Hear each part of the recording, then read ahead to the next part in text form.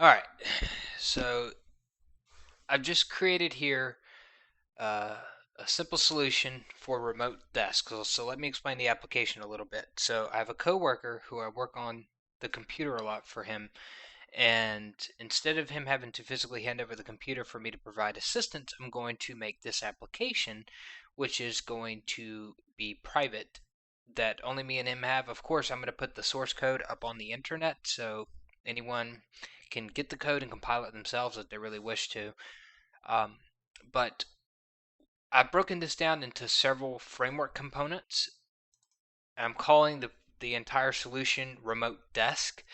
So I've started out with the different apps. I have the client software and the admin software, and so far I've come up with some client framework protocols and some admin framework protocols.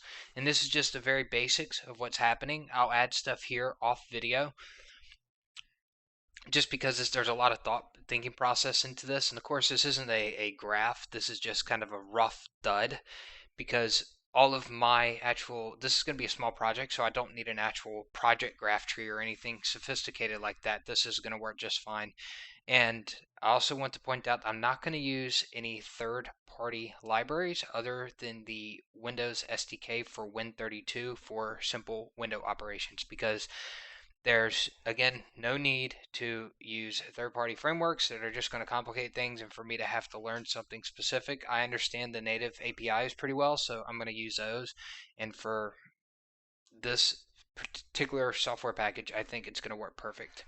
So I'm going to start out in the first video. We're going to do the networking library that I've been working on, and I have components for the networking library. And so far, I've come up with a rule that the entire library will use IPv4 for transmission. End of story. Period. And we're also only going to use TCP, so that saves me a lot of stuff that I actually have to create. So the first thing that the framework's going to hold is like a Winsock Library object. And so if anybody's familiar with Winsock, right, you have to call WSA startup and WSA cleanup. So startup like loads DLL resources, and cleanup releases those resources. So as opposed to calling those manually in main, I'll create a Winsock library, and that'll be the first thing that gets called or created inside of my main function in both the client and the admin software. And so the constructor will initialize the Winsock2 framework. It'll call WSA initialize, and when the destructor gets called, when main ends, the object gets destroyed, the destructor's called, it'll automatically call WSA cleanup for us, and that gets rid of all the needs to do anything specific. And then the second thing I can do with this is I can actually throw an exception. Just throw a std runtime error, and the simple message will say it failed to initialize the Winsock 2 library, something simple like that. So this is going to be the first thing to initialize, and since I also don't want any copy or move semantics on this Winsock library, because if you copy it, it's going to require us to have to initialize it twice and clean it up twice. So I figured just one instance in the application, and instead of creating a global, we're just going to force the user to do it themselves. So this is, since it's just a small framework API, I'm just going to do it this way. It's just easier for me to realize it. So I'll go ahead and create the class for Winsock Library.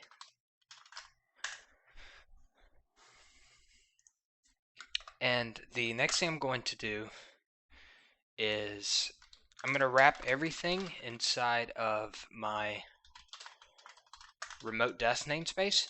So this way everything is simple. So in case I have to add something or I use any of this stuff in the future, it's going to be easier for me to refactor it. So I'm going to create some public and private sections for the class. And then the next thing is I don't want you to be able to inherit from Winsock Library. This is going to be like a utility class. One object ever should be created. I don't like singletons, so this is just going to have to be something that's initialized inside of main. So I don't actually need any data. So I actually don't need the private. Instead, I'm just going to create a single constructor like this and a single destructor like this. Now, I need to get rid of the copy and move operations. So we'll do the copy constructor first. And we'll just simply delete it so the compiler knows not to accept any code that's going to copy, and then the copy assignment operator as well.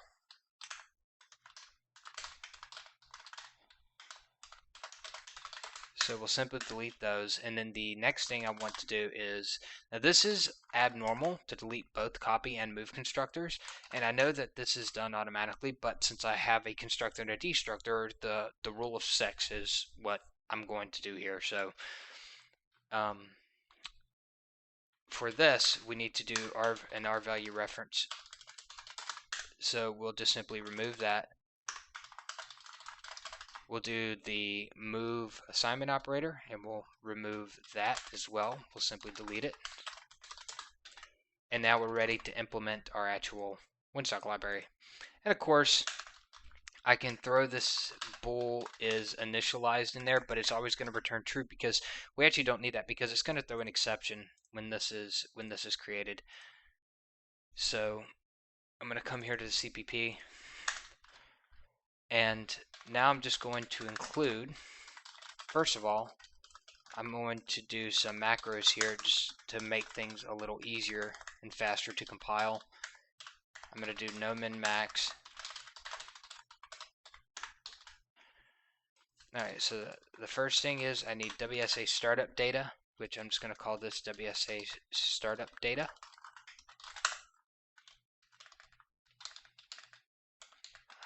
And I think it's just WSA data, yeah. And now we're going to create an int result, and I'll set it equal to WSA startup. I'll use the magic macro Winsock version and pass in my WSA startup data. Now I need to look up this function to see what the return type is, because it's returning a number.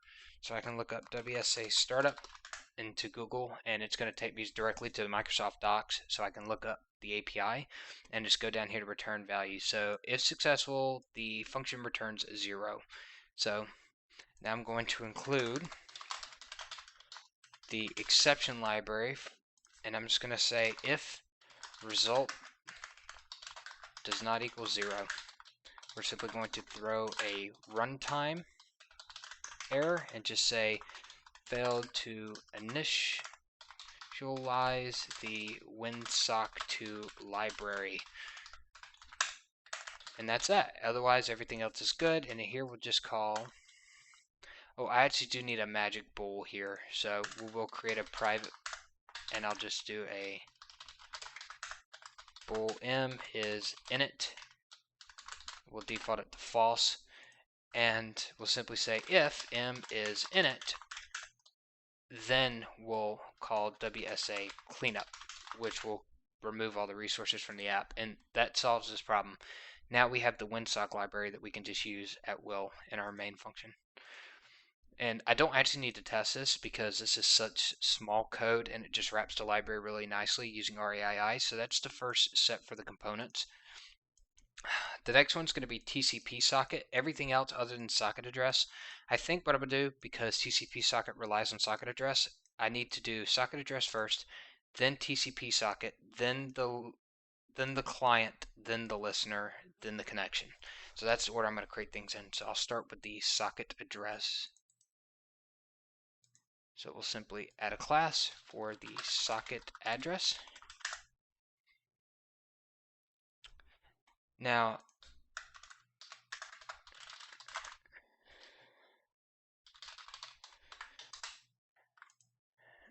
I don't think I actually needed any of those weird declarations there. I'm just going to keep it like this. So again, I'll write this in the namespace of remote desk.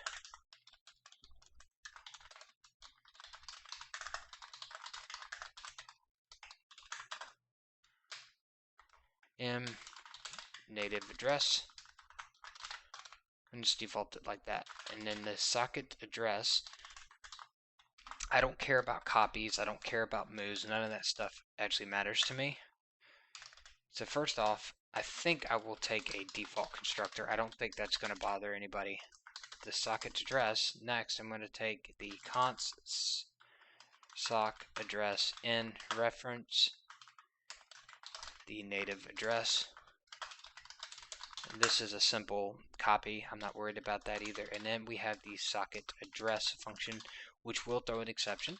So I need to now switch over the project settings to use, I'm just going to go ahead and do it to the stable ABI version of C++20.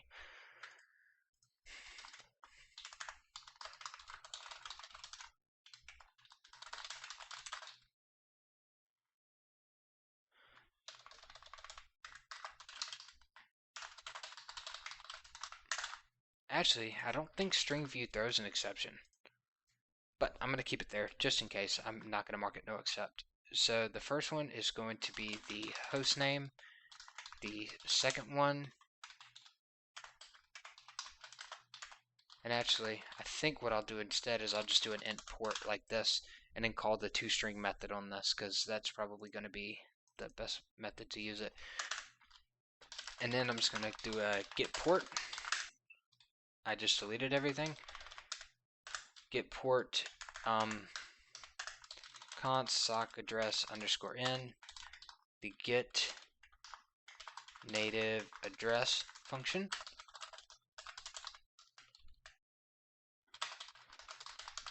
That can also be const no except too. So, oh, and then I need a toString method. So std wstring toString. And it's not going to modify anything, so this is fine. So we'll go ahead and create our code behind. Alright, so we actually also need to include the WS2 TCP IP library. This way we can use a DNS class, and we don't need a DNS class because it's such a simple function. What I'm actually going to do is I'm actually just going to include vector as well, which is a standard library object, and I'm just going to return a vector of sock address in, and I'm going to call this DNS. This is just going to be a function, and it's going to take the W string. I'll do the, yeah, std W string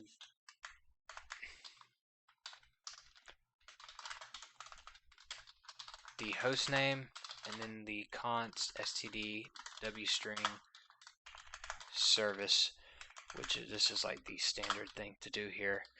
And then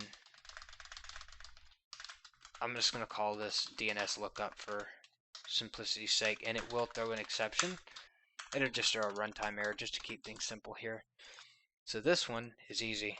This is a simple M native address is going to equal the native address. We'll just simply do a copy. That's done.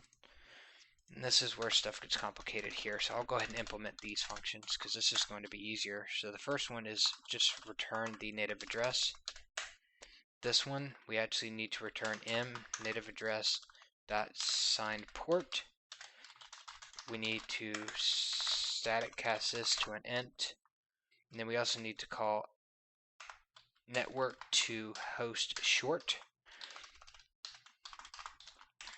and just like that. So this is going to turn it from a network address to a host or the current machine byte endianness, and then I'll cast that short, an unsigned short, to an int, and then return that. So that function's implemented. Let's see. So I have it. The toString method. I think there's a WSA address to string. Is that it? Yep. So this one is just going to be a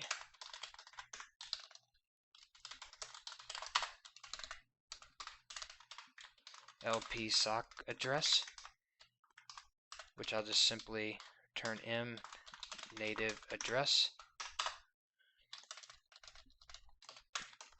So this is going to be the rough part here.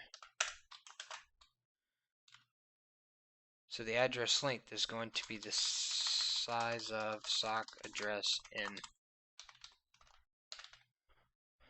Now what is wrong with this? I don't understand this. Read turbocast cannot cast away const or any other non-qualified. Oh. Well, that's just retarded. But what I can do, sock address underscore in copy of native address. and I could set that equal to the native address and I'll construct it with type safety. So now it's just a copy. Address of copy of native address. Bam. So just like that. Now we're still const correct. The protocol info, I don't need that. The address string and the address size. So I think what I'm going to do is I'm just going to create a Let me look at WSA address to string.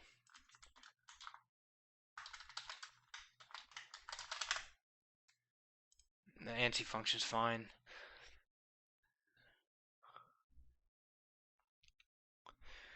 On input, this parameter specifies the length of the buffer pointed to. The length is represented in bytes for ANSI and wcharts as Unicode. On output, this parameter returns the length of the string, including the null terminator actually copied into the buffer pointed to by the parameter. If the specified buffer is not large enough, the function fails. Okay, so there's got to be something here.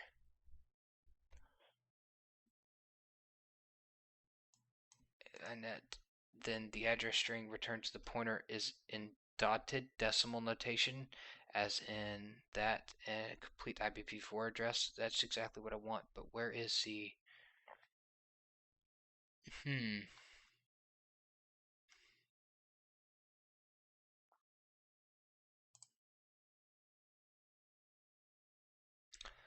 That function converts an IPv4 internet network address into a string in internet standard format. The ANSI version of this function is inet, and I actually want to use this one. I don't know what the hell I'm thinking.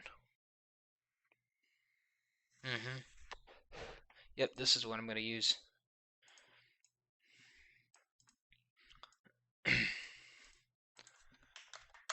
So to start with, inet intop w af inet. The address is going to be, actually this is const void pointer, so now I can avoid the copy. That's what I'm talking about right there. Boom, saving a copy. The buffer, so wchar t, I'll call this string buffer. For now, I'll just set it to a static thing of 100. We'll just zero it out, and I'll pass in the string buffer and 100 for now. And I think this is going to actually return a string, a pointer, but I don't care about that actually.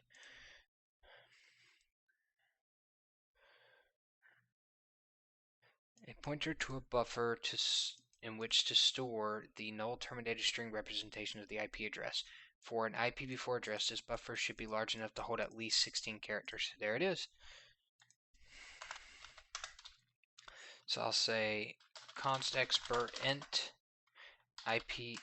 IPv4 max string length equals 16.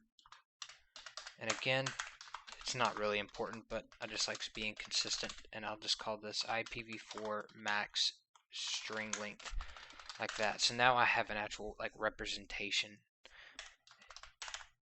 So there's my string buffer. I'm getting it.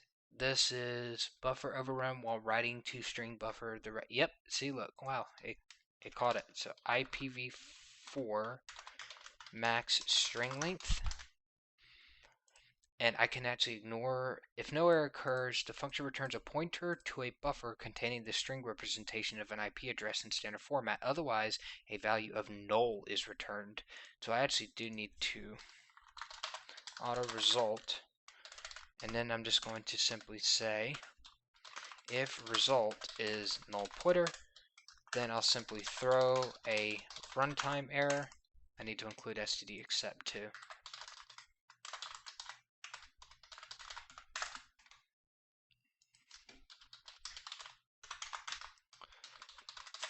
Failed to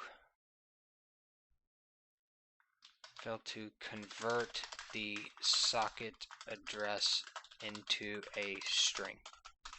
Just something that's pretty much straight to the point, and then we'll just return w string, and I'll just actually pass in the string buffer since it's null terminated. It's fine.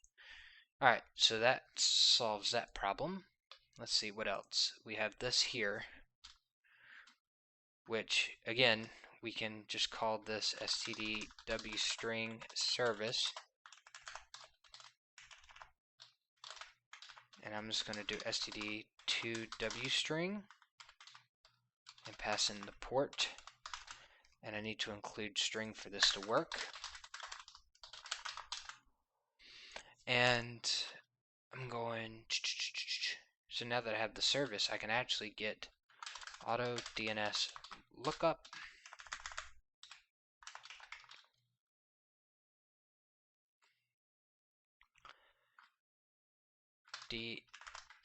Resolved names is probably going to be the best thing. And we'll set that equal to DNS lookup. And we'll pass in our host name and our service. And just simply wrap this into a W string. And there we are. So now we're going to look it up. We get the resolved names. If resolved names is empty, we'll simply throw a runtime error, say failed to resolve the host name.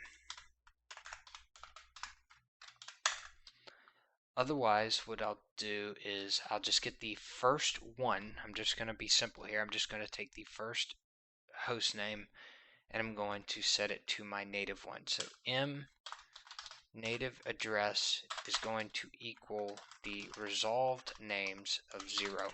So we'll take the first one. Alright, so that's that. And now we need to implement the actual DNS lookup.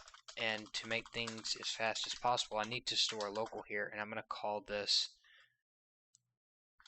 resolved names. And I'm also going to, I'm not going to reserve it yet. I'll wait. So I just need to return resolved names. Alright, so the first thing is get address info w. So I'm going to do hostname, C-string, service, C-string. Now I need hints. Address info w, hints, address info w pointer, results. Now I'm also going to create a struct up here, and I'm going to call this address info guard. And it simply is just going to wrap the addr info w pointer, and I'm just going to call this results like this. And all this is going to do is be a RARI type, which is local, so there's nothing specific here. It's just results, and I'm just going to simply set my results to results, and then at the addr info guard, we're simply going to free address info, and we'll just simply pass in the results like this, and I'll pass in W. Alright, so this is our final resolution here. So here we have our int result. So now we're going to pass in our hints and our results. Now I need to look up get address info w, which should be a Windows specific thing. And we have the node name, the service. What does it return? Success returns 0, failure returns a non-zero. So if it's 0, then we're good. If result does not equal 0, then what we need to do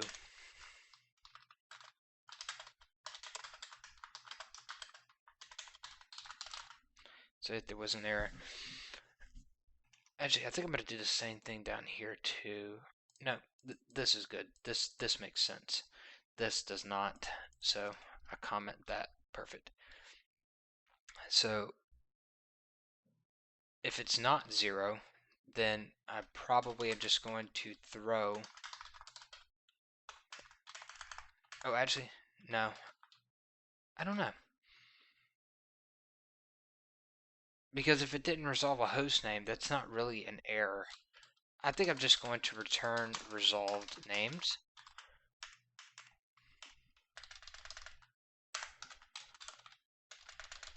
I can't spell today. There you go. Otherwise, we have it. So now I'll create an address info guard. I'll just call it a address info auto free memory guard. Something really long, something that's self-explanatory, and I'll simply construct it with my results object, like so. And what this is going to do now is it's going to protect my results. I don't have to free it. I don't have to do anything, right? This is just going to do the right thing. Now, what else do I need to do? I need to, okay, now I need to iterate over the results. So the results is like a linked list. So I have the first one's like the beginning pointer, and then I just have to call next to get the next one. So for auto iterator equals results, while it does not equal null pointer, it equals it is it a next. Yep. Okay. So basically what we're saying is I want it to point to the first result. This is pointer arithmetic, so it's basically going to take the first thing in the list, which is the first result. And as long as the iterator for my list is valid, then we're going to do the stuff in a loop. Otherwise, iterator is going to equal whatever the current iterator's next value is. When we get to the end, the next value is going to be null putter, and we'll get down there and it'll be null pointer. The loop will end. So now we're going to do some ugly low-level stuff. So just bear with me. So we have our socket address. So we have this address and our address linked here. So all I need to do is confirm if it AI family is AFINet, meaning it's IPv4. Also here, I want to do resolved names, and I'm going to simply just reserve 3, just something small. Go ahead and do an allocation for 3, and then when we have to allocate past that, it'll allocate for like 6. It may double. So as long as the family is AFINet, then we're going to do resolved names and place back, and we'll just in place back a zeroed out item. We'll do auto reference, and we'll call this name.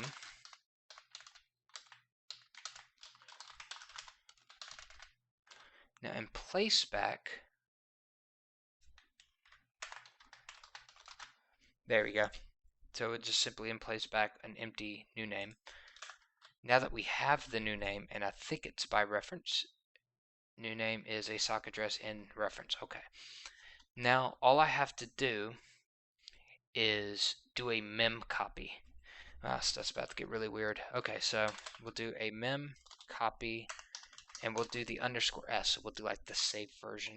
So the first one's going to be the address of new name, the size of socket address underscore n. The source is going to be the current iterator's address and the iterator's address length. And this allows us to copy the memory, and that's it. Okay, that should actually be the end, because the guard at the end of the function will call this free address info w automatically. But also all I want to do if results like this. So this way we just have an extra layer of protection. And we'll just simply initialize it to no putter. Just like keeping things as simple as possible. Okay. So I think that's that. It would be probably beneficial for us to test this. But we didn't fill out our hints. Hints family. We're only going to take IPv4. The protocol is going to be IP protocol TCP. The socket type is going to be a sock type of stream. the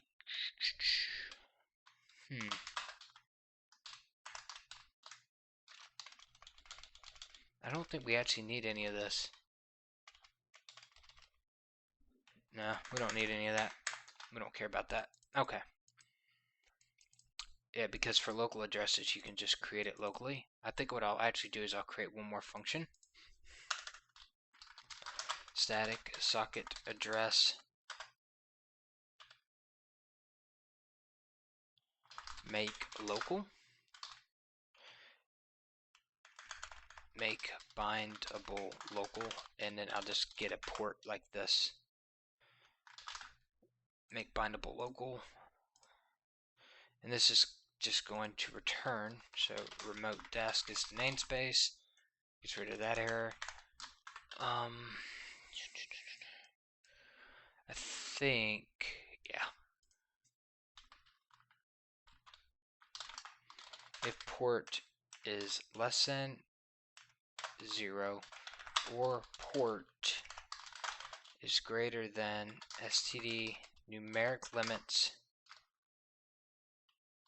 std uint 16_t max, then what we'll do is we'll throw std logic error. Port must be clamped to 0 uint 16 max. Alright, and it's doing that weird thing, so I need to actually fix this by doing a, oh, I can't do it there, I have to do it up here, don't I? Yep. So I'll just define win32 lean and mean, and define no min max, and that error goes away, so it's not a, yep, now we're using the standard, perfect. Alright, so let's see what's next.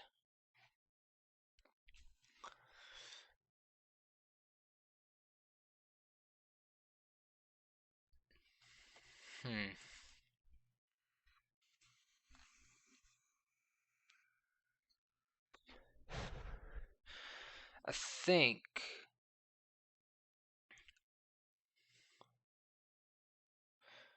think what I'm going to do now is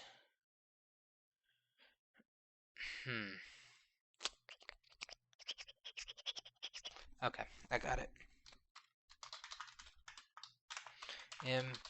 Native.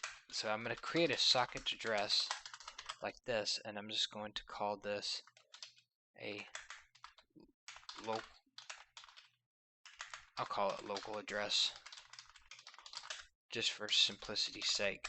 And well, actually, I don't need to do that. I can simply return a socket address of, and then I'll do the local binding address. So sock address in local binding address. Local binding address. So the actual address. Now we got to do some weird stuff to get into the union, get the address, and we'll just hton_l, and we'll set it to in address any. Local binding address. The family is AFINet. The local binding address for the port is going to be htons, and here we'll just simply do static cast to use short. This is a narrowing conversion, which is why I checked, and we'll simply pass in our what did I name? I'm an idiot. I struggle sometimes. All right, so there's port. I need to smoke real quick. Okay, so that should actually be good. Now I can make a bindable local. All right, this looks ridiculously over complex, but it's what I need to do for DNS lookups on a socket address. But now it's done.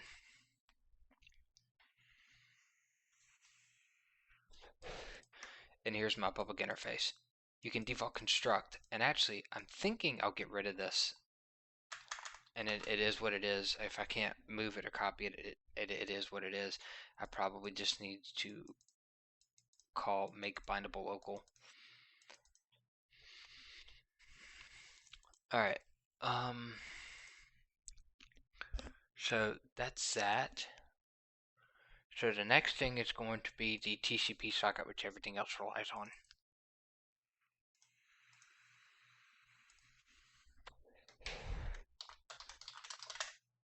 So we'll include TCP socket.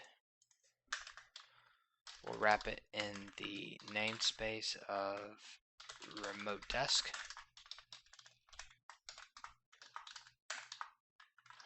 Oh, come on, Visual Studio. Quit lagging.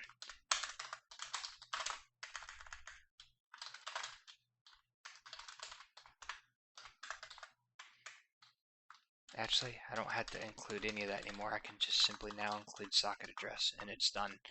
Perfect. Okay.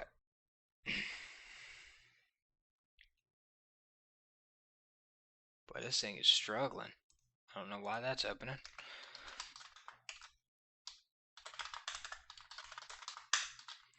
Alright, so the first thing is we'll create a socket.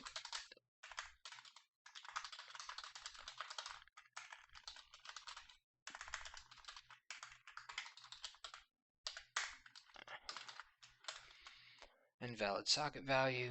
So the first thing is just TCP socket here. We don't want a default constructor. Or do we?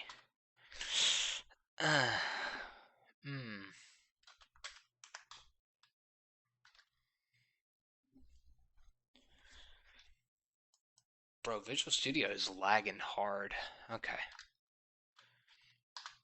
I do want a default constructor, but I want it to just be normal. So we can also give it another socket. We'll call it native socket, like that. Now I'm also going to have a get native socket function. Mark that as.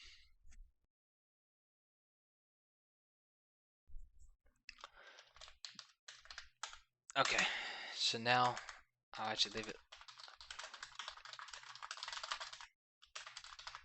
And I'm also going to probably do, I think I'm going to do explicit here too on both of the constructors. Visual Studio.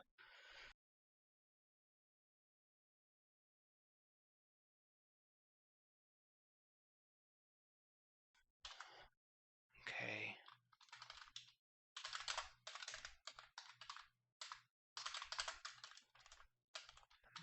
Explicit bool operator. Explicit operator bool. There we go. And actually here, I'll just make this inline.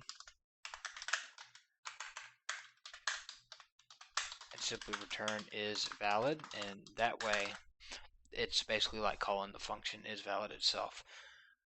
And is valid is probably going to be inlined. I just want to make sure. Okay, so let's go back to our components because I'm lost now. Constructor creates the socket or can take ownership of an already existing socket through a private constructor. Ooh. So through a private constructor. So that's the rules. I'm going to follow my rules I set up. I don't want to have to break them. Okay. Winsock Library and socket address are done. I'll close these.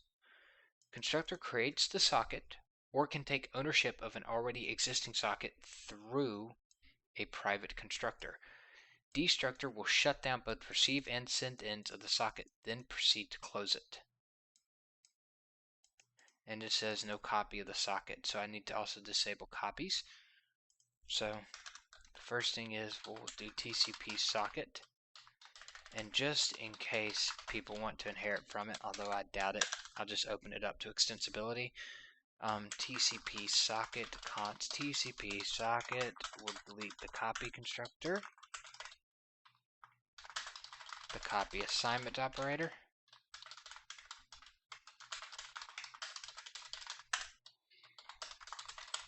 Now the move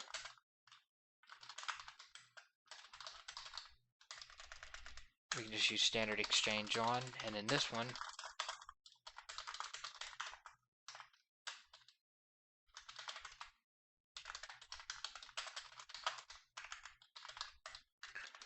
and I'm also going to implement a swap method, which will take a TCP socket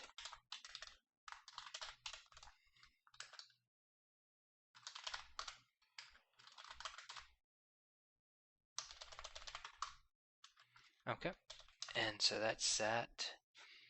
We can swap with it. We also have the is valid get native socket. Okay, so this is the basics of the interface, I think. And then we have the regular functionality. So I also need to create a ready state. So I'll create a I think what I'll do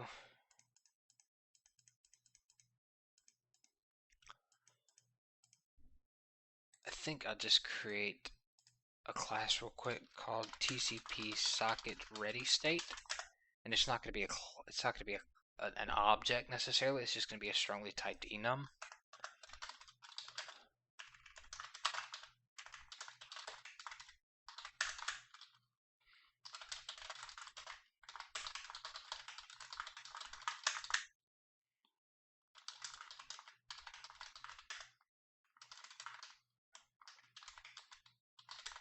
And here I'll put ready for receive, ready for send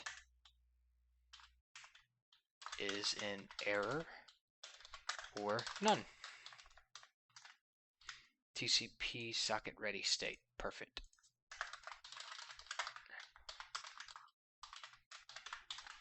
Alright, and now that I've got that, let's start with the bind function. We'll bind to a socket address object. So that's done.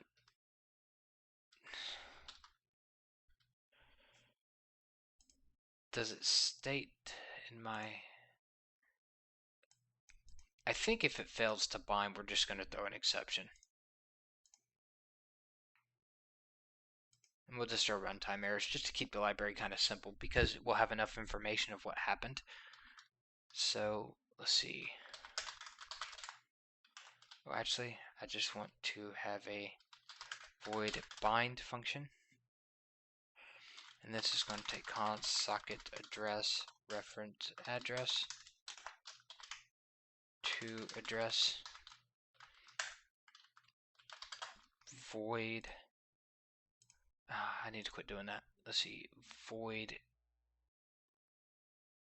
We'll connect via a socket address object, but I think, okay, yeah, no. Void connect const socket address to address void listen constant backlog equals 1. I'll just default that, and the accept function. So the accept function will return a TCP socket. That's what we're using the private constructor for. Void send, and actually I think I said I was going to use like some weird class. The send function will take common std write values and return a TCP socket send result, TCP socket receive result. So I'm going to go ahead and create those.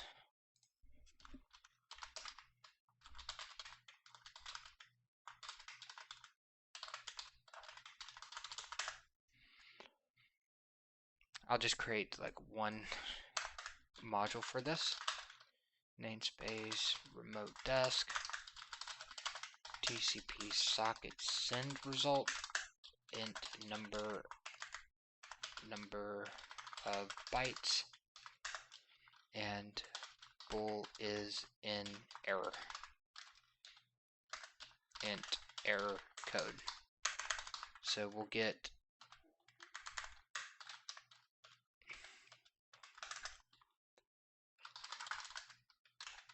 explicit operator bool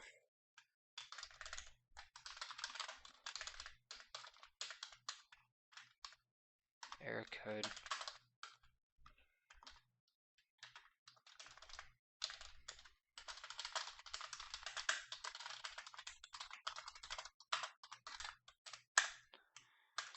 Alright, so that's all we need for this one, and we'll pretty much just do TCP socket receive int number of bytes, int error code, inline explicit operator bool, const no except, return error code equals 0, then bool did disconnect false.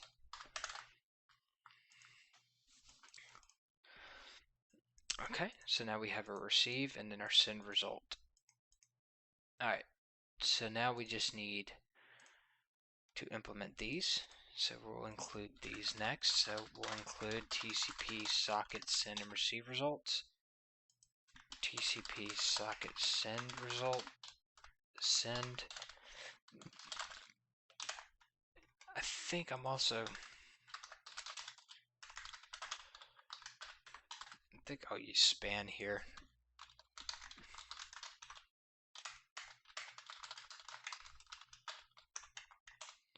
Span of byte. We'll just call it bytes. TCP socket receive result. Receive. std span. std byte. Bytes. And then we'll just simply, also we'll do like the native flags thing and just default them to 0. I think that's everything we need. So let me just make sure. So we have bind, connect, listen, accept, receive, send, oh, ready state. Okay. So TCP socket ready state, get ready state. I'm going to include chrono here. And we'll just do a millisecond timeout. The std chrono milliseconds timeout equals std chrono milliseconds 0.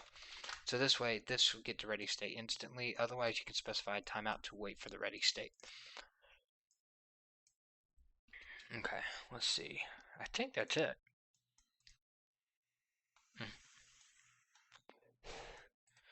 Looks right to me.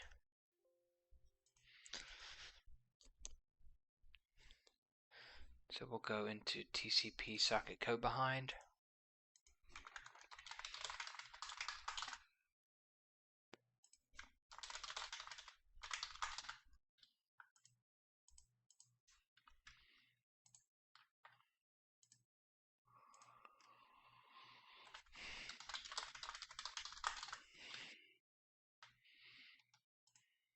Okay.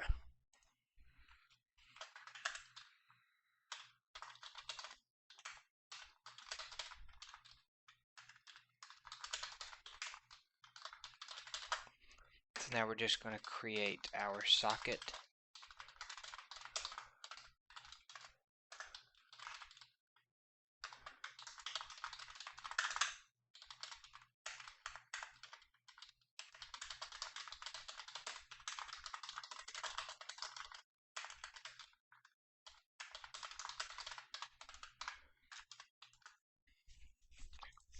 It kind of gets, just to be on the safe side, I'm just going to return M socket does not equal invalid socket value. Get native socket is going to return the native socket. The swap with, we'll just use standard swap our socket with socket. So if is valid, then we'll simply call shutdown. on our socket as the both. We'll shut down both ends, close the socket, and just to be on the safe side, it's just good practice, we're gonna Mem socket equals invalid socket value, because I don't know what kind of magicry they're gonna do here. So this is going to be pretty easy. We'll just set our socket to an exchange on the from socket and set it up to invalid socket value like that. Alright, that's done. Now the operator equal, we do this by creating a copy. We're going to say, I'm just going to call it copy. And we'll move right hand side in the copy so that way this gets destroyed. We'll swap with the copy and we'll return pointer this. So that's done. Bind. The result is going to be that of bind in socket. We'll reinterpret cast this to a const socket address pointer. And the to address dot get native address size of sock address underscore n.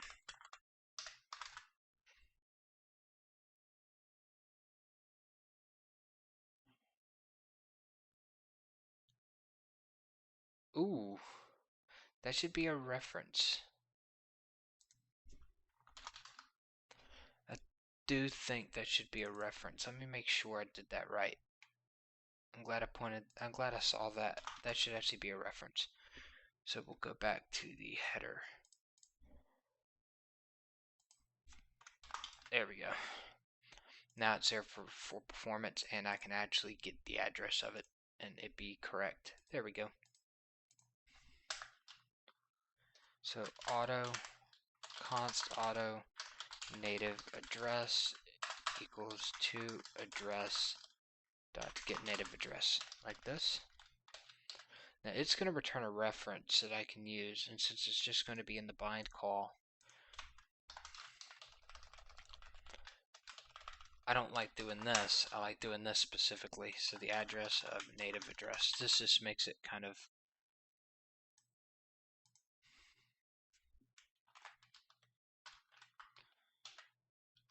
to the socket address. Yeah, let's call it socket address. I don't know a good term for that, but that looks good.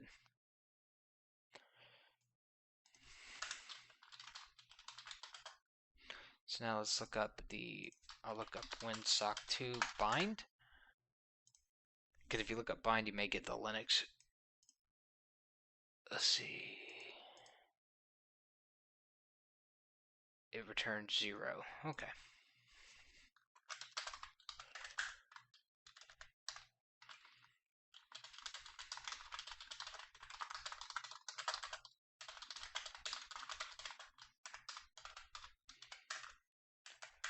Alright, and that's all we need to do. So we'll get that, we'll get the result, we'll check it, and throw an exception. And we'll just pretty much do this everywhere. So now the const auto socket, I don't know what the hell the pointer thing was for, but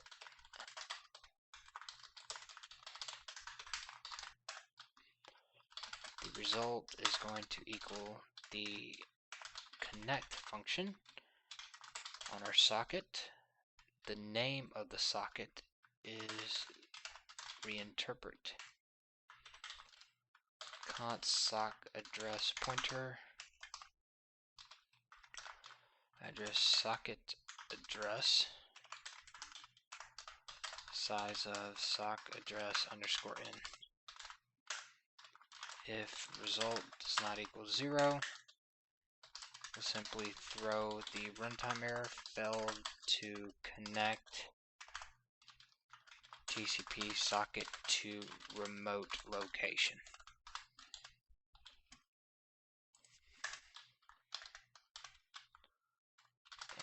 This is going to be simple. Listen.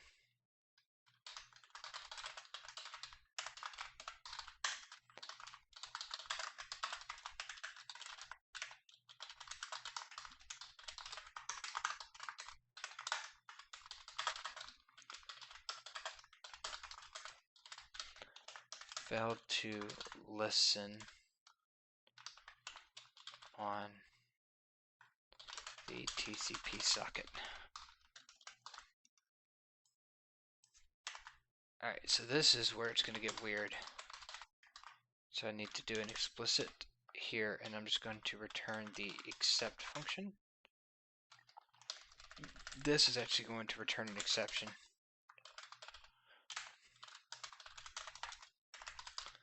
Connected socket is going to equal the accept function.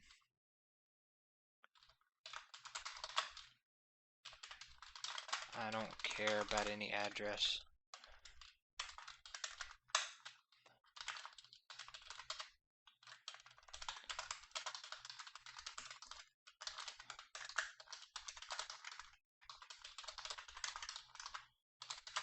Failed to get TCP socket from a call to accept.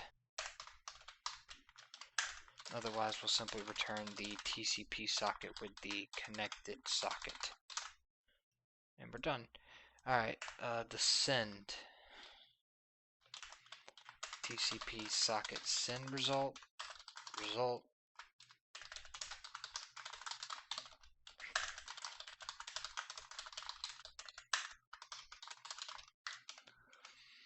So the number of bytes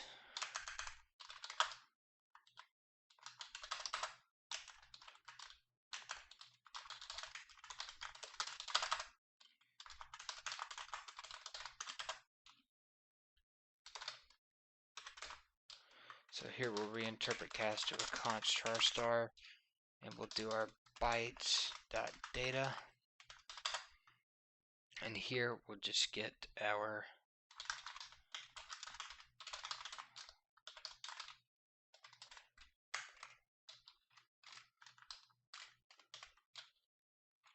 size bytes and the flags.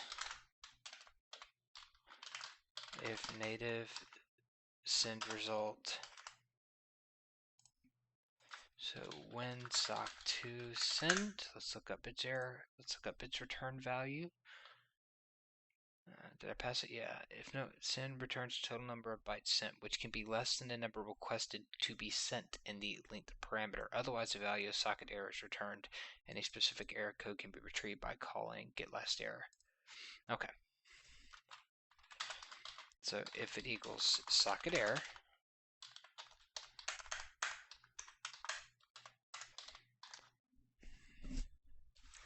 if it's an error, then what we'll do is we'll set the send result number of bytes to 0. The send result error code can be WSA getLastError, and we'll return the send result. Otherwise, we'll set the send result to the number of bytes. We'll set it equal to the native send result. Send result.error code is going to be 0, and we'll simply return it that way. So this is I'm kind of duplicating code, but I'm doing it for explicitity. So this goes away, and this goes away. So in one instance, I set the number of bytes, and in the other, I set the error code. So I set the error code only if we're in error, and I set the number of bytes at percent if we're not in error.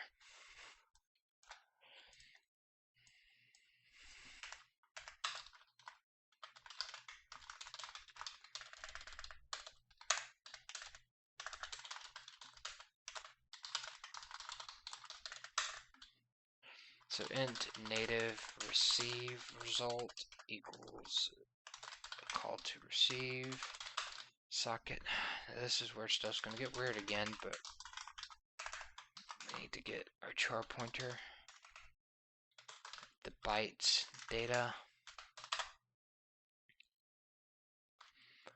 and let's see, static cast int bytes dot size bytes and the flags.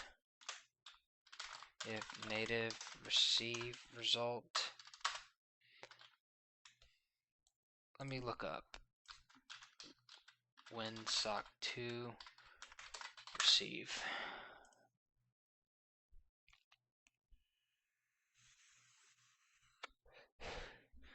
If no error occurs, it returns the number of bytes received. If the connection has been gracefully closed, the return value is 0. Otherwise, a value of socket error is returned. Okay. So if it equals socket error, I don't know what the hell I just did there, but then we're just going to do our receive result. We'll set the error code to WSA get last error and return the receive result. Otherwise, we will say if native receive result is 0, receive result dot did disconnect equals true, and then return the receive result. Otherwise, the receive result number of bytes is going to be the native receive result, and we're simply going to return that. So that is our function. Now the get ready state is going to be a little complicated. This one here is going to be easy. So it's just m socket is m native socket. If not is valid, throw a runtime error, invalid socket used to construct Tcp socket. Alright, so now this is the ready state. So the first thing is I need to create an FD set. I'm going to call this the ready state check set. So FD set, the file descriptor is going to be the m socket, address of ready state check set. And now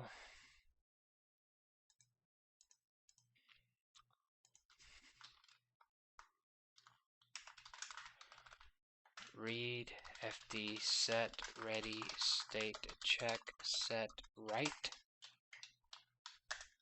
fd set ready state check set error.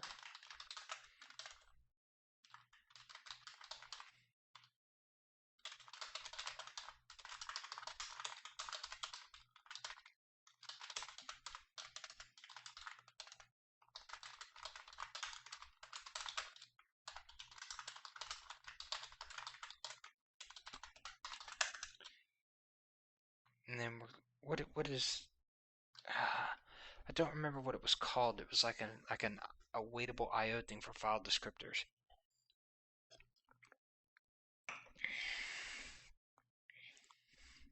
Let me try looking it up.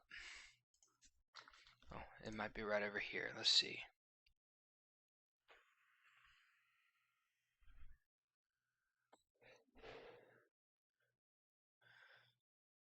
That's got to tell me something. FD set is used such as a select function. There we go. So ignored. This parameter is included only for compatibility with Berkeley sockets, and so that's just 0.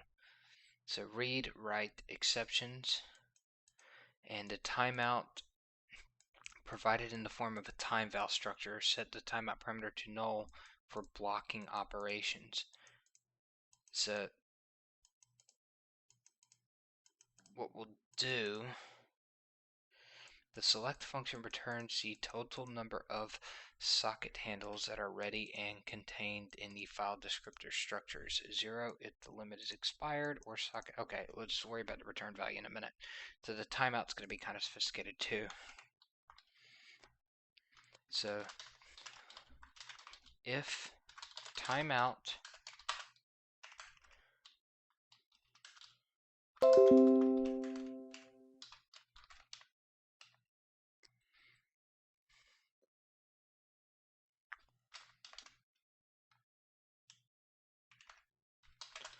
timeout equals timeout.max. So if it is max, this is basically saying we want to block. This is infinite for us.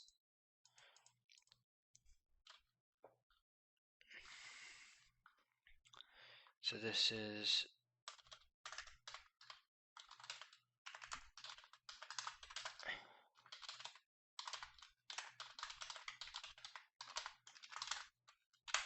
I'll call this select timeout.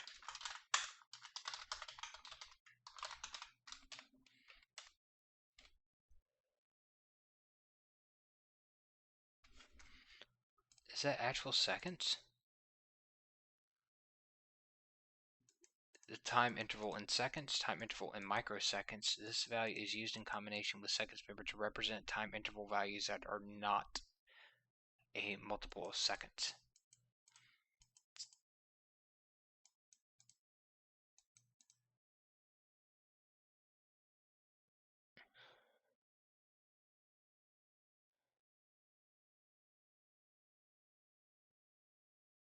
What is this?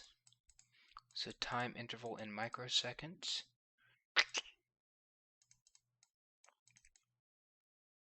Okay, so what we'll do is we'll just simply do this here.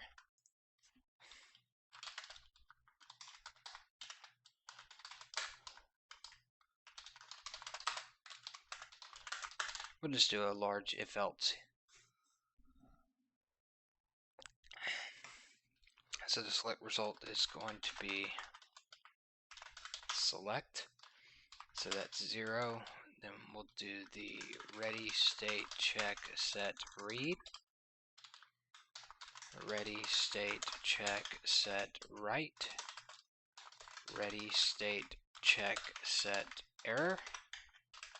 And null pointer for the timeout. So we'll go back.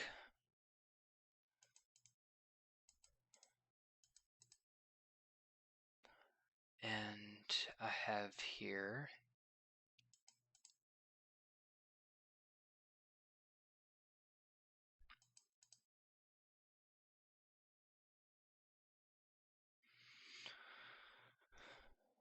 returns the total number of socket handles that are ready and contained in the file descriptor structures.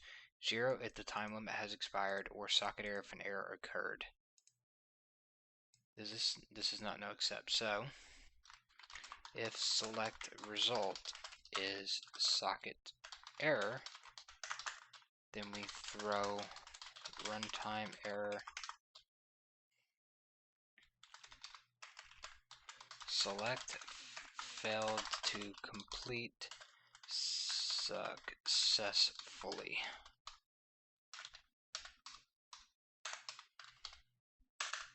Okay, otherwise we're here, and then what we'll do is we'll say if select result is 0,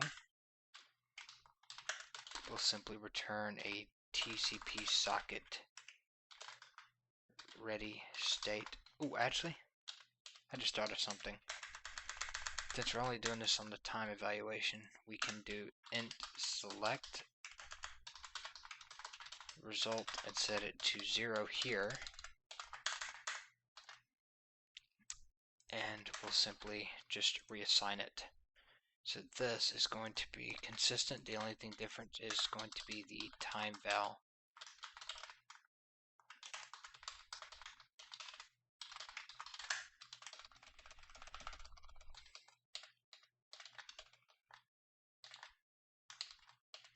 So ready state check, and this one is going to be the address of select timeout.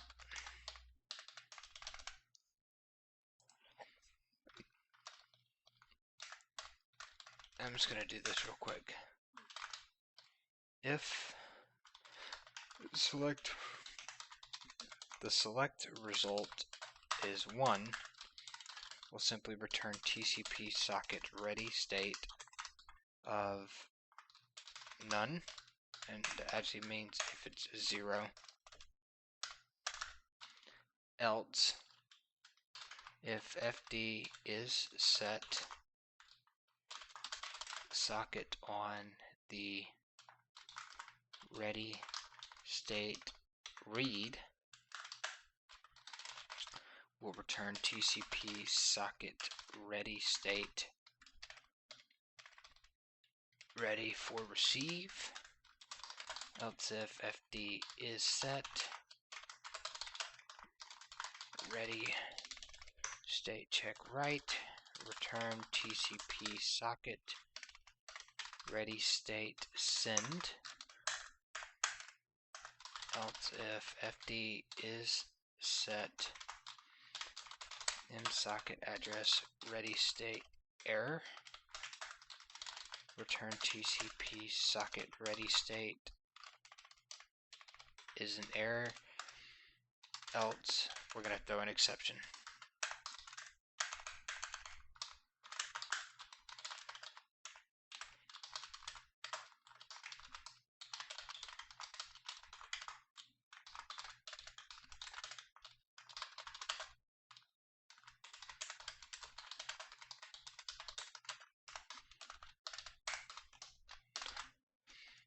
Alright, so now we just need to focus on this. So std chrono microseconds. Microseconds. Well, actually, chrono seconds equals timeout.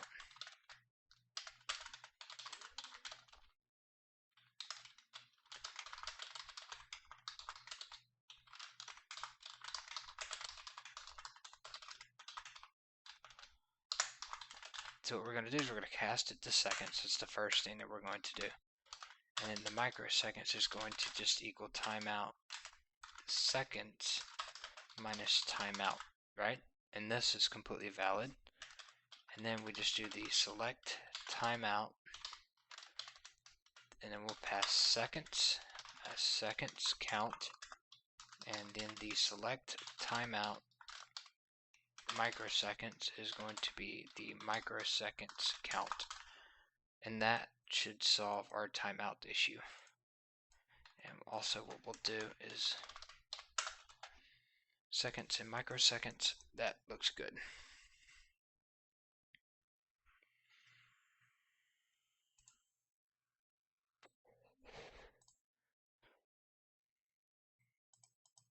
Okay, and make sure we're passing the select timeout. We are, and then this one here we're not.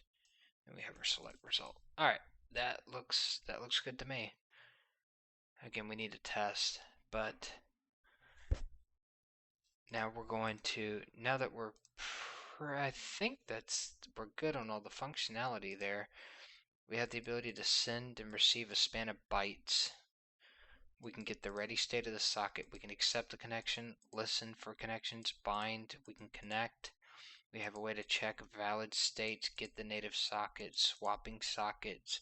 Copy is deleted, but we can still move.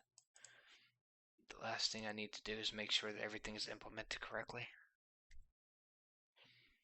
So shutdown, close, invalid, copy, swap with copy, return this, exchange the from socket with our socket and set the from socket to invalid. And here, if the socket's not valid, we throw a runtime error. Perfect. Everything looks good. This is the code for our TCP socket. It's kind of buff, but this is very low level stuff, so it's fine. So now I need a TCP client.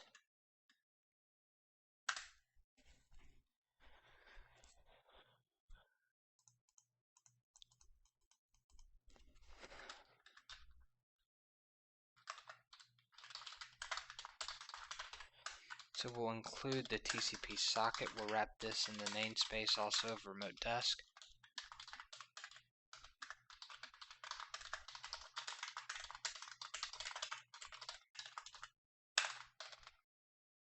So we'll just default it to that TCP client, the TCP socket. So we have this public interface here, and actually, no, this is going to be private. So we're not going to make it to where you can easily create this. And then I want to basically class TCP Listener. So let's go ahead and create our TCP Listener.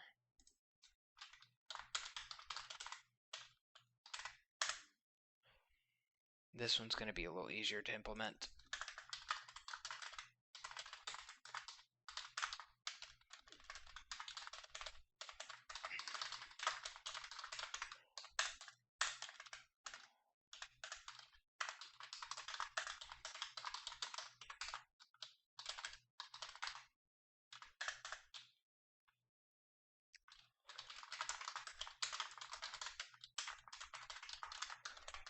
And we're just going to expect it to create a TCP socket for us.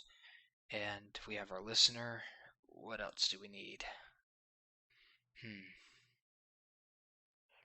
Okay, yeah, I forget exactly what it was, but there was using a TCP constructor will take the port number for the bind operation if it fails to construct. The wait and accept for connection function will wait for an incoming connection and return a TCP client instance, or will throw an exception if accept fails. So I'll do a timeout maybe, because I might even be able to do something more specific here. Now I think I'm just going to TCP client. So instead of including socket, we'll just do TCP client.h.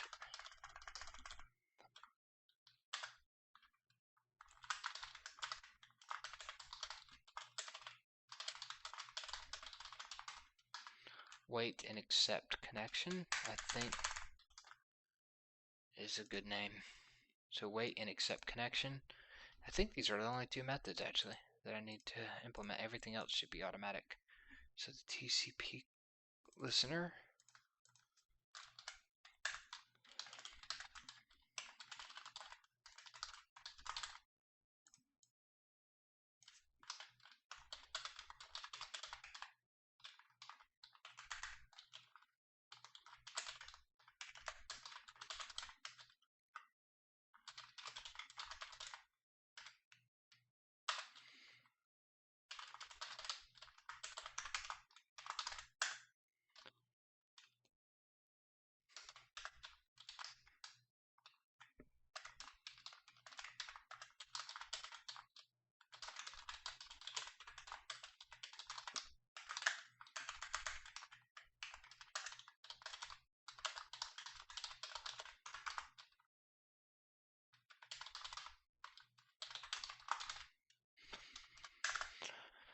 So that handles that, and then we have our client socket, and it will simply return TCP client socket. Now this is not going to work, but if I move it, it does. So we're good. That's our TCP listener. M socket bind socket address const auto local address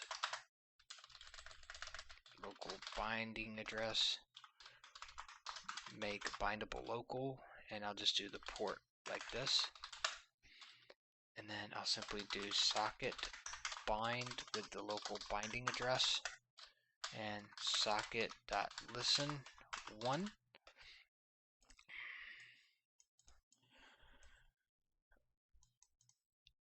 The default, I'll just set like a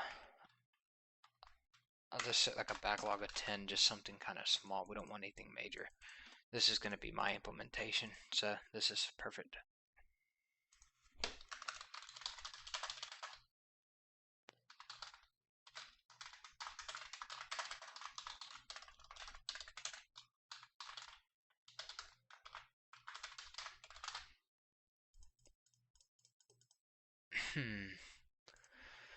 Alright, so TCP listener is done. We just need to get the client working now.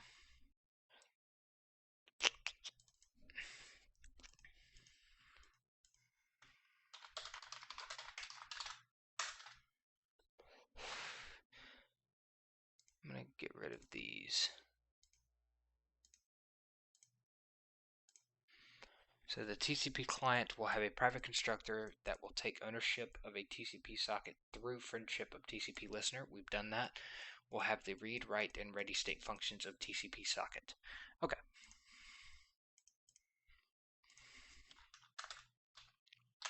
So we don't actually need that constructor there. What we actually need is the read and write functions. TCP socket send result, send const std span of byte, and we'll call it bytes, and flags is 0. TCP socket receive result, receive std span. This is the only exception to this low level stuff here.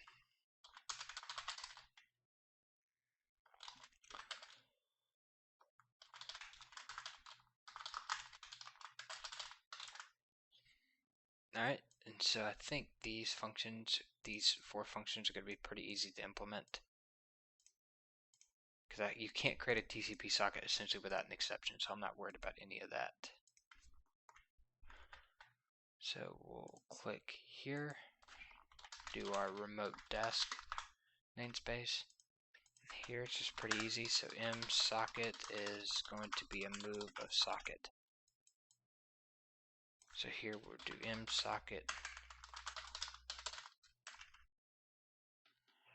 Now this actually is not modifying anything, so I could const this get ready state function. Also need to pass milliseconds as timeout, so we'll go back to socket. We'll make that const.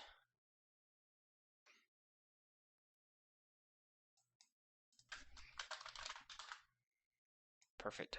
Alright, now go back to the client.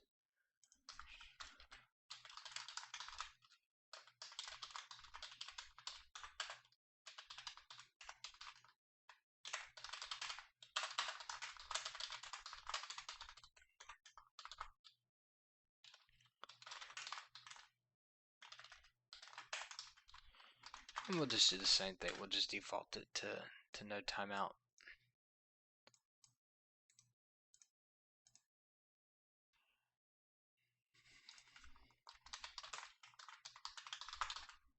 This one goes away.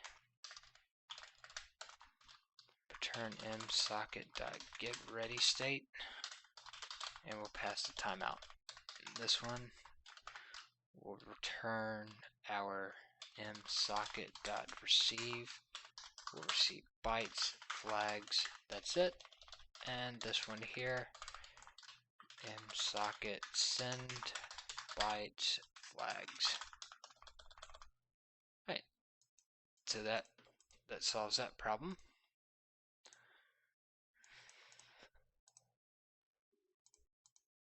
Okay. So TCP client is done. Now we need the TCP connection class.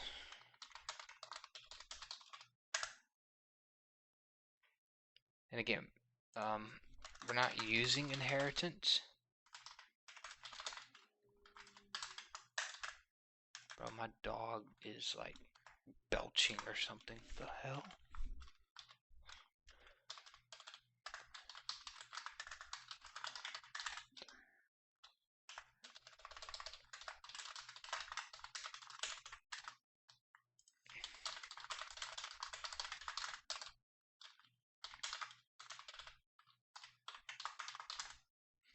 So now I need to look at the components for the TCP connection. We'll take a socket address object for construction, and we'll throw an exception if it fails to connect to its destination. It will have read, write, and ready state functions of the TCP socket. So this will just take a const socket address. So then we'll do a TCP socket send result, send const std span byte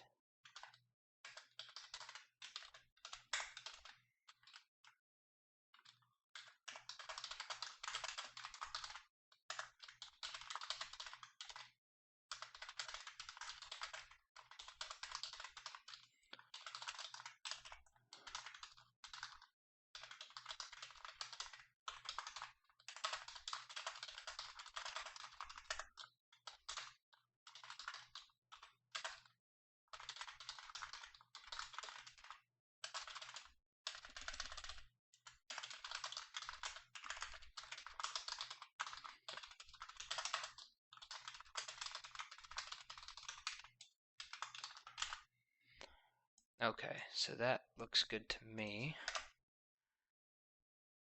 I'm just going to verify it by looking at the TCP client send receive get ready state. I think that looks right. Okay.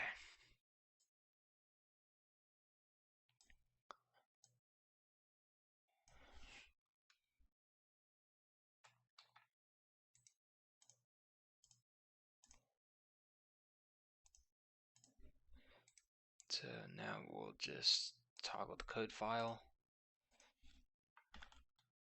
and we will remote desk all these.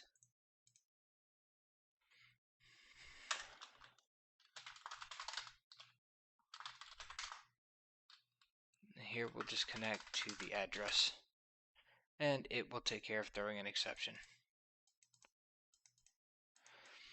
And the send, we'll do msocket send.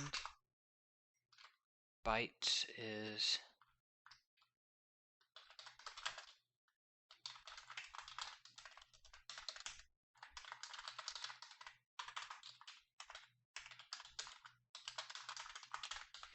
we'll receive our bytes and flags, and here in the return we will simply return our socket.getReady state and we'll pass in timeout.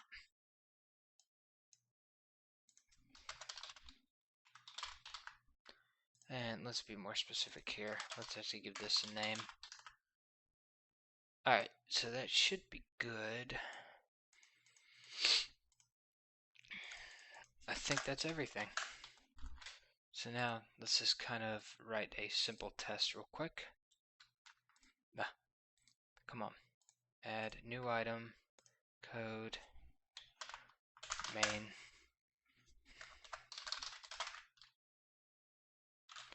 So we have Winsock Library. I'm going to include the listener. I'm going to include the TCP connection. So these are like the three high-level things that we need. We'll create the entry point. We'll return 0 at the end.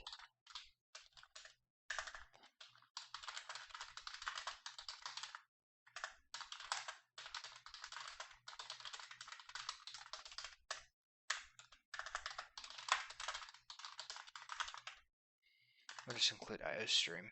Now, how are we going to test this? So the first thing, obviously, is we needed our Winsock library. Winsock 2.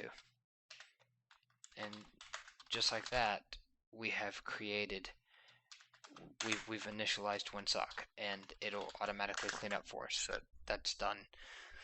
Now we're going to create a TCP listener on the port 2302 and just make stuff up. Server listener. So there's my listener, and then my client will connect. No, that's right. It's a TCP connection. Client connection. And this right here will take a socket address. And here I just need a host name. So localhost 2302. And the char buffer of 20 will zero it out. Mem Copy _s. The destination is going to be the buffer. We have 20. The source The size is, I'll say 6. And then, so now I'll say char client buffer 20. So the server,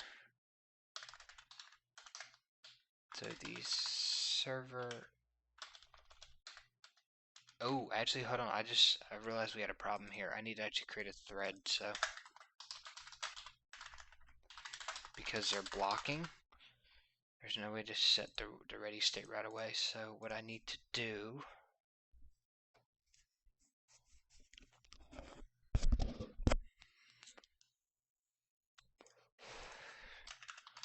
void client thread. So I'll create, I have my listener, so I'll create a auto client thread equals standard thread client thread. And then down here at the bottom, we'll do client thread dot join.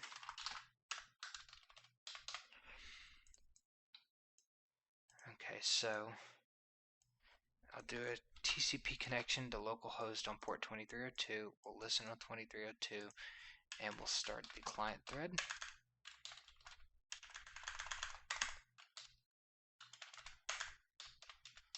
So this is where we'll do our for int I equals 0, I is less than 3, plus plus I. So now that we have our connection, so the first thing is we'll have our buffer of 20, and we'll simply do the client connection, and we'll simply receive std span of bytes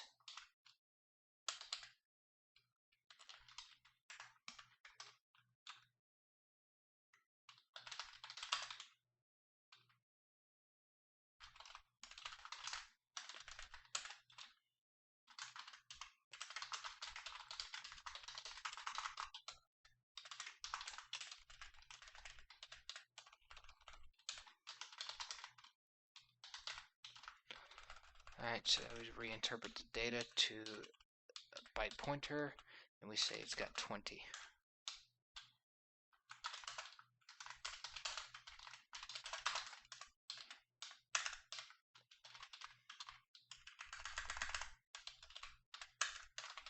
Bool connected equals true.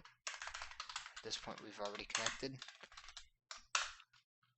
And then we simply so we have our receive result. So do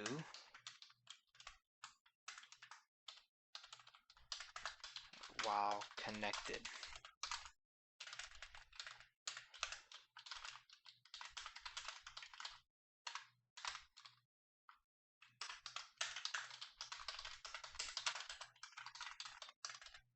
Otherwise, what we'll do is we'll write out what the server is sending us.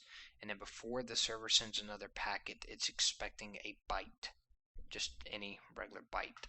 It doesn't matter. So,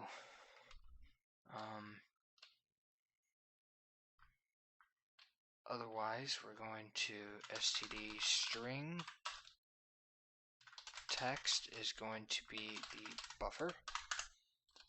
And we'll see out the text.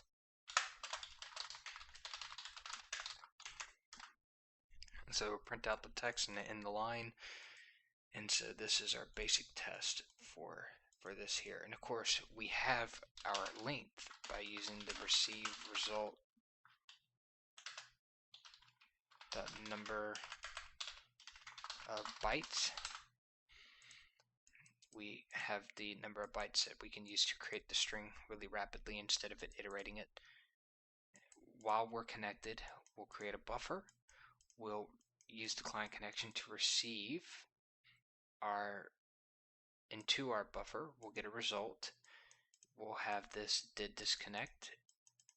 If we did disconnect, we'll set connected to false. Else we do the other thing. Of course, I could break, but this logically makes more sense. And then this thread ends.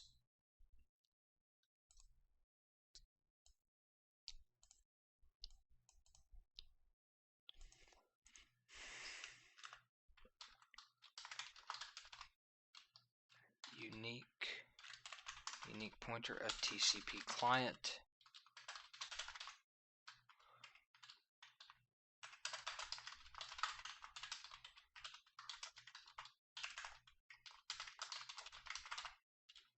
And then we'll use the server listener, wait and accept connection.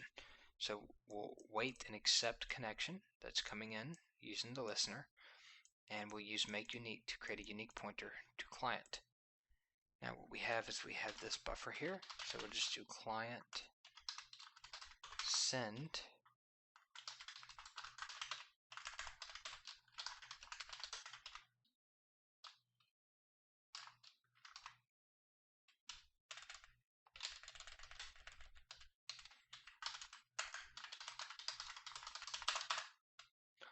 auto send result equals if send result dot.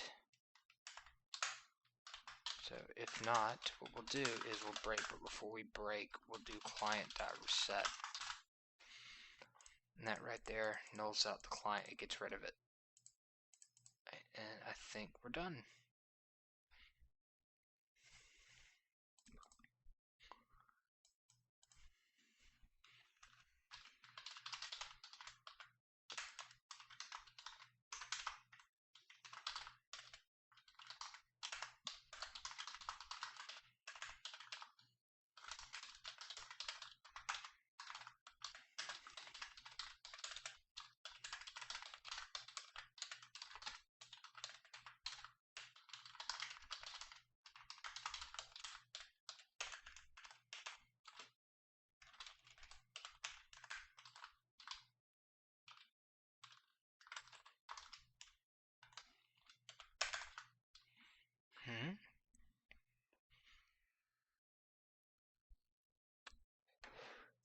Oh.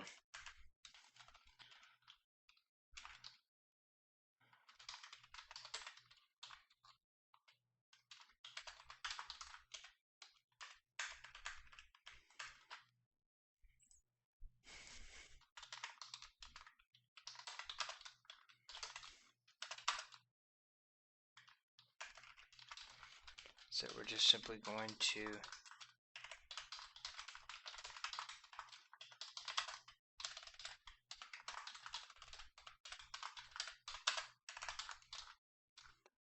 then we're just going to simply receive. So we'll receive something from the client, and then we'll go on to the next end result.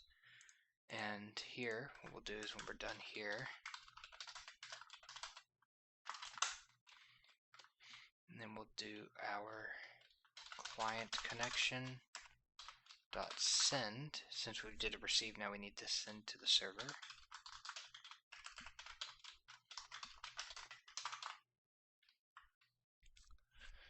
And here we'll just simply pass in the address of byte and 1. So we have a pretty good understanding of what's happening. And then at the end of this call here, okay, since the client is waiting on the connection to end, what's going to happen is once we receive it 3 times, the client's going to get into this receive state. In which case, we're not going to send anymore, so we need to clean up ourselves. So we'll do the client.reset method, getting rid of the need for this. And last but not least, we need to link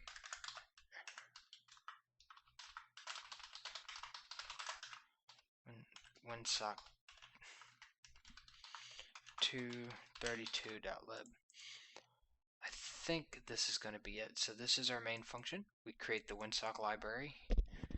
We create a listener on port 2302. We create a client thread. We create a client that's connecting to the server using the make unique of TCP client, and then we use the server listener function, wait and accept connection. Afterwards, we create a buffer. We send this buffer. I actually need to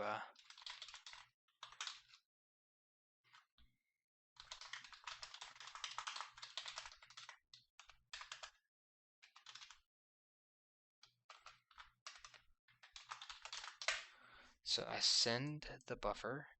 If I failed to send by just simply using this operator not, then I simply break out of the loop, reset the client, join the client thread, and return 0. Otherwise, we get a byte, and then we receive that byte from the client, and then we restart the loop, and we'll do it 3 times. So it should print hello 3 times.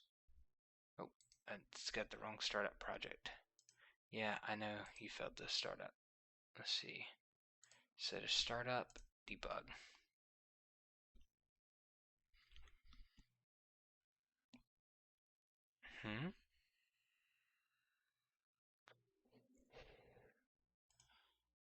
There we go. There goes the errors.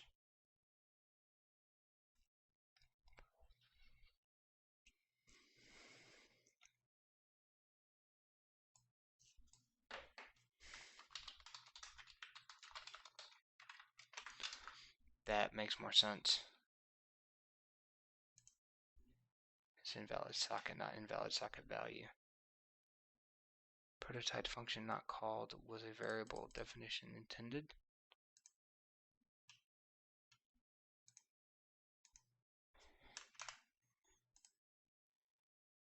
What's the other errors? Invalid socket value. Oh, invalid socket like that. Invalid socket and invalid socket. And what was this warning conversion?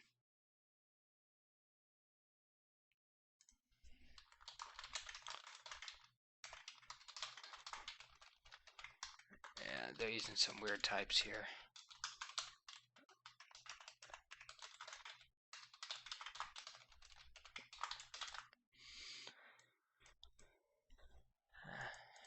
Alright, so that should help.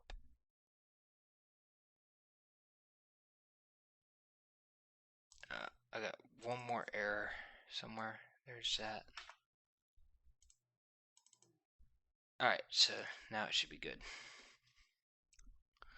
No warnings, no errors, it's generating the code, and now we should get 3 hellos. Boom. Got it. Okay. So we're accessing the network now, and we're able to send transmissions. Perfect. And it using TCP, so that's the basic setup there.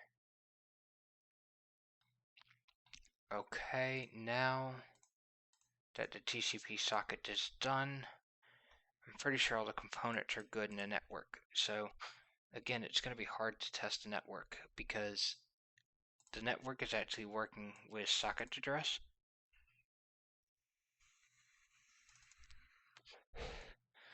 So it turns out that this one here worked fine, and this make bindable local worked fine.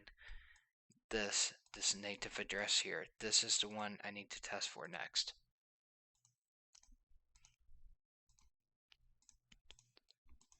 So I think what I'm going to do is go back to main and test that. How do I do that? So instead of using localhost here,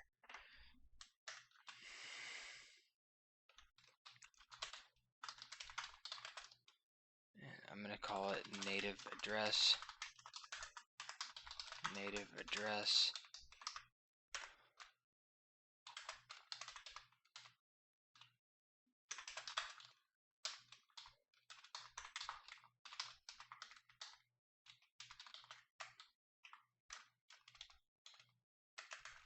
And ADR loop back, is that it? Yep, 127, there we go. Native address dot port htons 2302 native address. So again, this is the functionality that we have to use in case you need something specific. You still have access to use native address.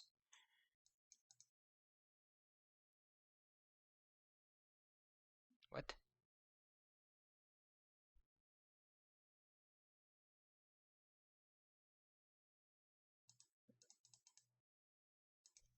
So the client connection.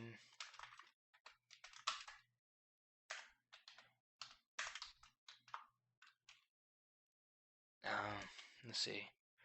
So remote desk socket address.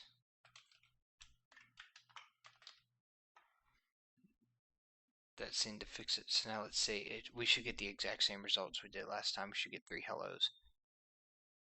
Perfect. So now I'm going to change this from hello to hello world. How many is that? That's 14.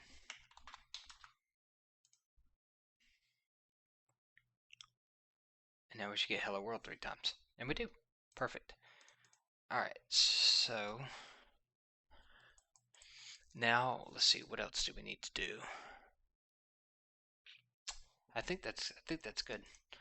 So we can actually get rid of this main. That's about as much testing as I can do on this. I didn't test to get port. I'm pretty certain it's right though. I need to write tests, so that'll be the next thing I do. So the networking API is done with all of my headers and source files. It's an IPv4 TCP library, which we're going to use to send the screen grab data from the client's machine to the admin's machine. I think the very next thing I'm going to work on is probably going to be graphics, since that's going to be the next best thing for me to work on. I'm actually not 100% sure. I think I'm going to work on graphics. So I'll do that in the next 2.5 hour long video.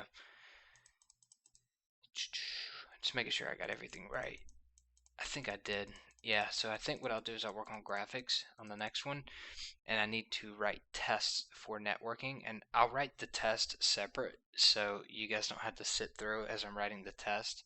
I did this in reverse order instead of writing the test first because I just wanted kind of like a rough draft, and this was fully functional for what I needed. So I just wrote this up in like 5 minutes and I implemented it.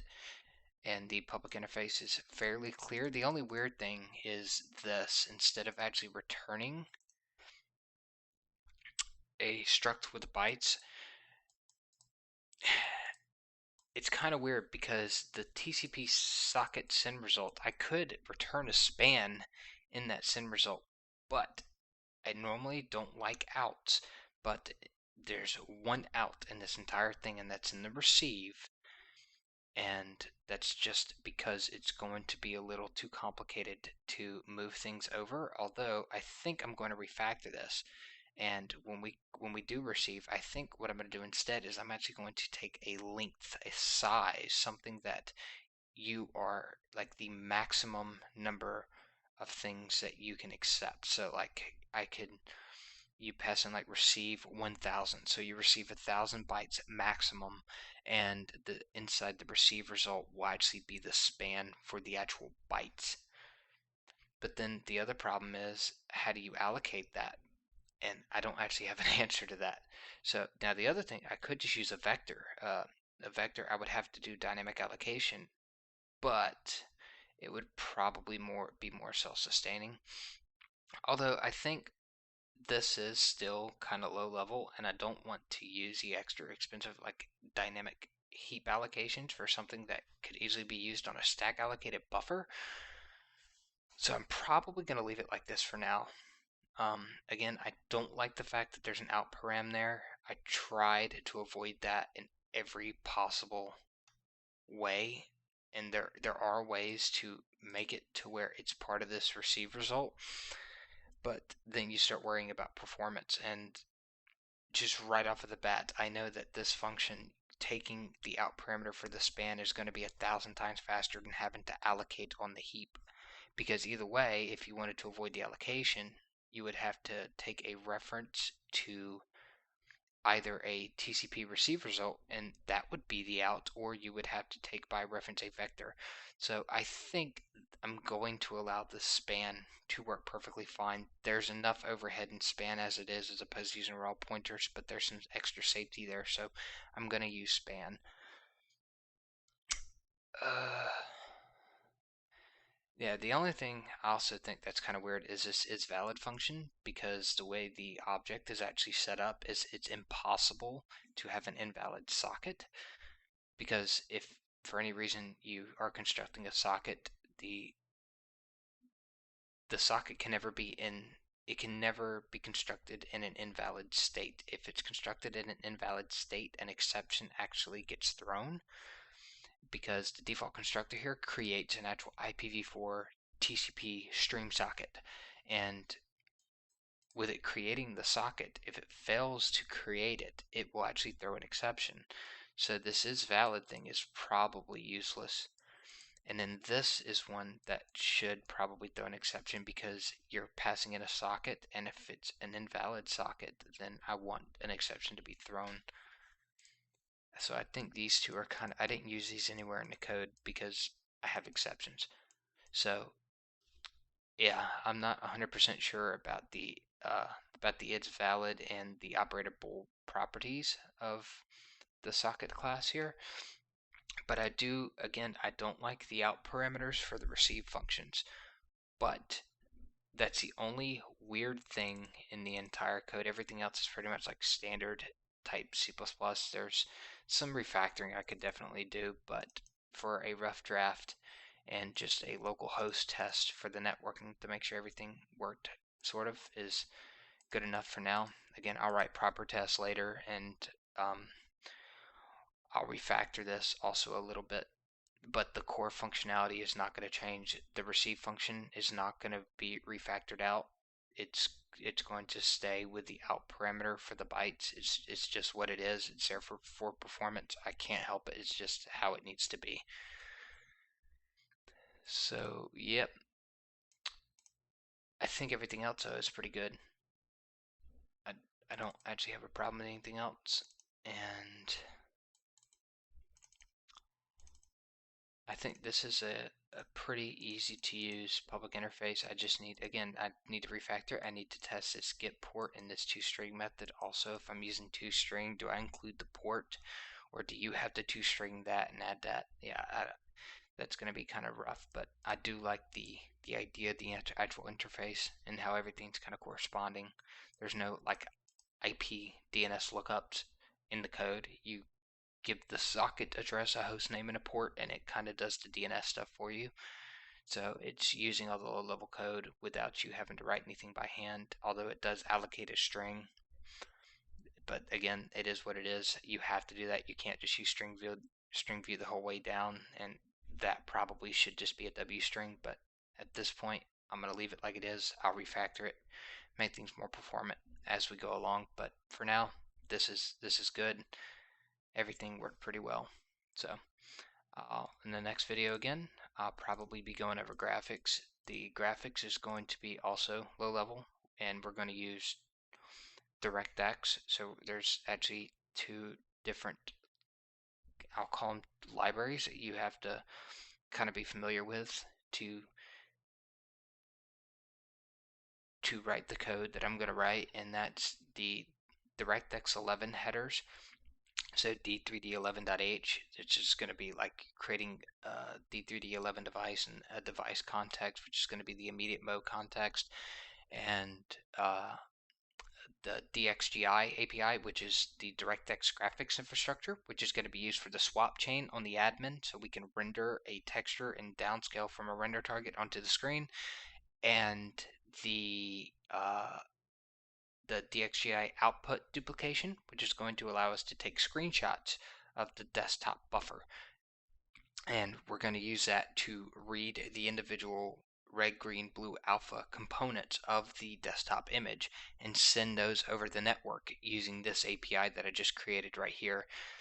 And we'll send that from the client to the admin, and the admin can see it along with pointer data. So graphics, it's going to use the screen grab API. The screen grab API is going to be separate from graphics. Graphics is going to do very basic things. It's going to draw a triangle. It's going to have a vertex and a pixel shader with some sampler states in it that would allow you to essentially use whatever image you wanted to. It's going to be mapped to a square that takes up the entire viewport, and it's just going to render it like a texture or like an image brush. And so that is going to be that's going to be pretty simple, but that's going to involve another language. Yet again, it's not C++, it's going to be HLSL because we're using Direct3D. But I think it'll be fun to get the graphics part working next. And so I'll see you guys next video. Hopefully you guys are following along, because the next few videos are about to get really weird. So just kind of hang in there. I'll release another video within a day of this uploading. So just just bear with me. I'll do like 2 videos a week, and this project be done in a matter of a couple weeks, and we'll move on to something else. I think I'll do another project, like a game of tic-tac-toe or something, to get you programming like user interfaces and stuff with Direct 3D and 2D. I think that'd be pretty neat. And then maybe using web technologies to create an actual C++ application using WebView, and then maybe even later we might move on to Electron.js, which would allow us to create cross-platform GUIs, and we can interact through node modules using C++ and a GNU compiler like GCC or something. So anyway, hope you guys liked it.